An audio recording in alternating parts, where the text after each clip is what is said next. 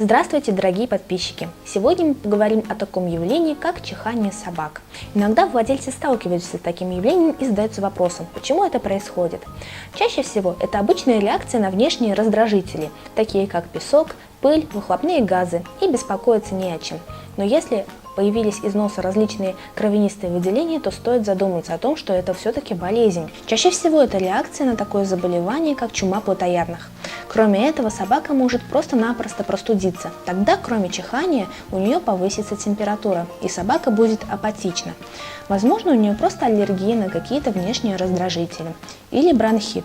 Это может возникнуть в связи с тем, что собака долго находилась на холоде. Итак, что же делать, если вы заметили беспрестанное чихание своего питомца и подозреваете, что он чем-то болен? Во-первых, проверьте своего питомца на аллергию. Возможно, аллергия связана с какими-либо внешними факторами, такие как косметика, питание, различные шампуни и бальзамы для шерсти. Если все-таки у вашей собаки чума плотоядных, то будут и дополнительные симптомы, такие как насморк и конъюнктивит. Если ваш питомец постоянно чихает, то нужно понаблюдать за его состоянием и сделать все необходимые выводы. Ведь под таким безобидным симптомом, как чихание, может скрываться серьезная болезнь. Вовремя обращайтесь к врачу, следите за своими животными, любите их и подписывайтесь на наш канал.